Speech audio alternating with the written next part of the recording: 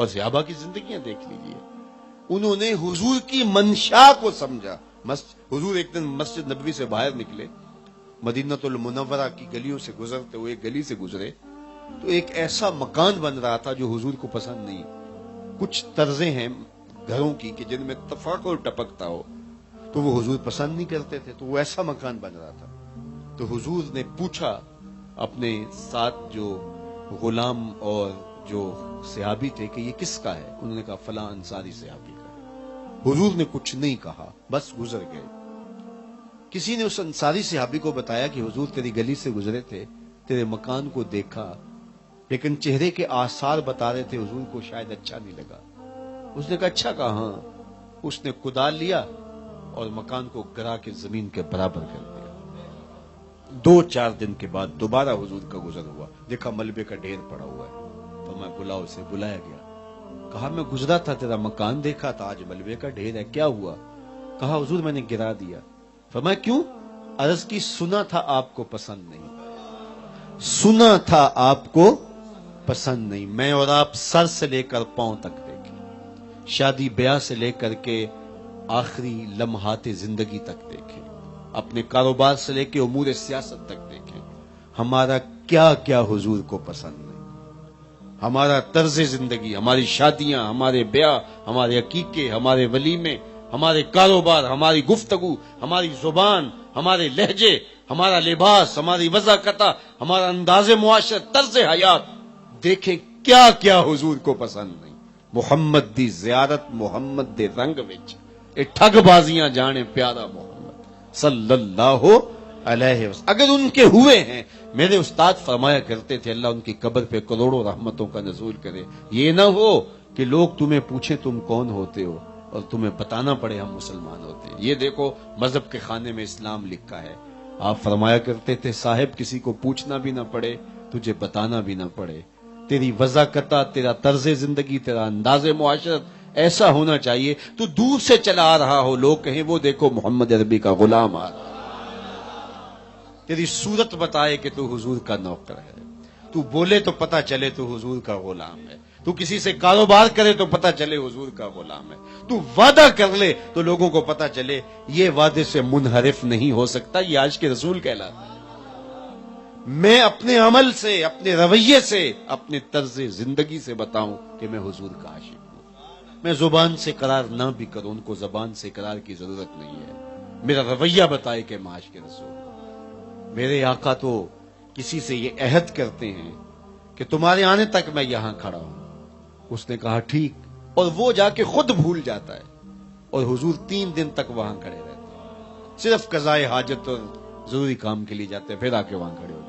3 دن کے بعد اس کا اچانک گزر ہوا تو اس نے دیکھا حضور کھڑے, اس کو یاد پڑا او ہو یہ تو مجھے انہوں نے کہا تھا, تو بڑا شرمندہ ہوا. لیکن حضور نے اس کو صرف اتنا کہا تو نے مجھے مشقت میں ڈال دیا. میرے حضور تو وعدہ کر لیں, حضور سے زیادہ بھی کوئی مصروف ہو سکتا ہے, لیکن اس عہد کو, اس وعدے کو نبھائیں, اس وعدے کو پورا کریں.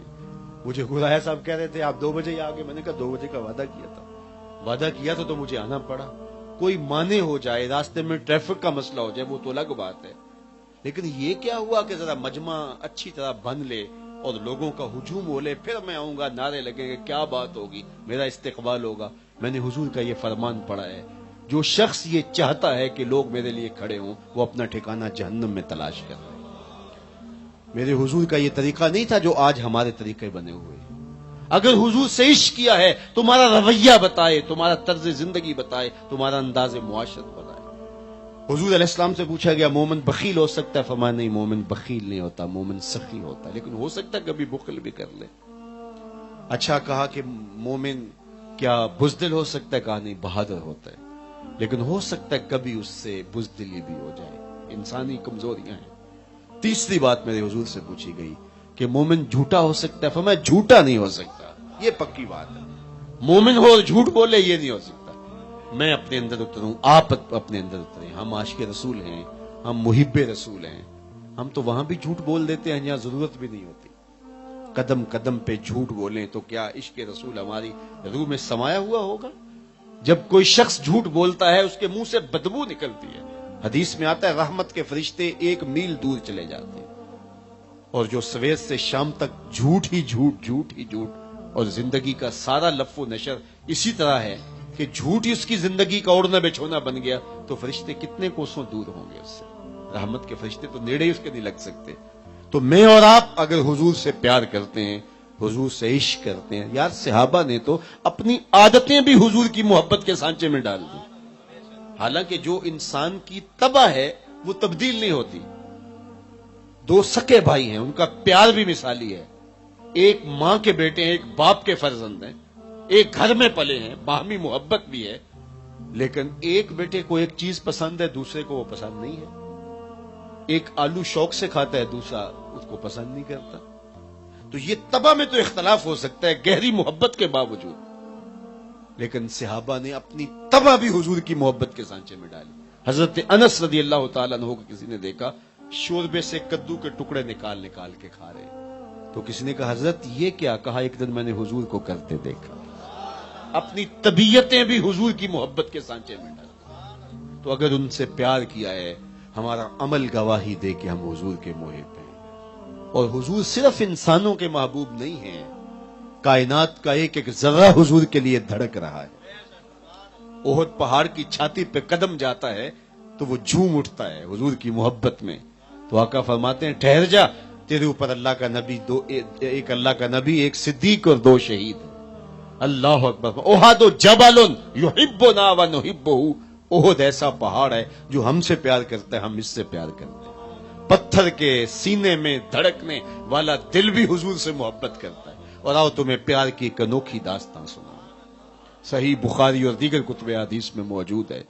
حضور منبر پہ جلوہ فراز ہوئے، خطبے کا بھی آغاز نہیں ہوا، مسجد نبوی کا صحن ہے، مسجد نبوی کا ماحول ہے، ایک دم سسکیوں کی، رونے کی، چیخوں کی آواز آنا شروع ہوئی۔ صحابہ نے دائیں بائیں دیکھا تو رونے والا نظر نہیں آ رہا، اور رونے والا اس درد سے روتا ہے کہ لگتا ہے ابھی کلیجہ پھٹ جائے گا۔ کا ناک کا تل خلوج، جس طرح اونٹنی کا بچہ گم ہو جائے تو اس گم شدہ بچے کے لیے اونٹنی چیخیں مارتی ہے، رونے والا اس درد سے اور اس تڑپ سے روتا ہے۔ صحابہ دائیں بائیں دیکھتے ہیں لیکن رونے والا دکھائی بھی نہیں دیتا، حتیٰ کہ مسجد نبوی کے اندر اس کی چیخو پکار کی صدائیں بلند ہوتی ہیں اور مسجد نبوی گونج جاتی ہے، اور صحابہ حیرت میں ڈوب جاتے ہیں، دل سینوں میں پگھل رہے ہیں، مالک کیا ہو رہا ہے؟ کیا قیامت بپا ہو گئی؟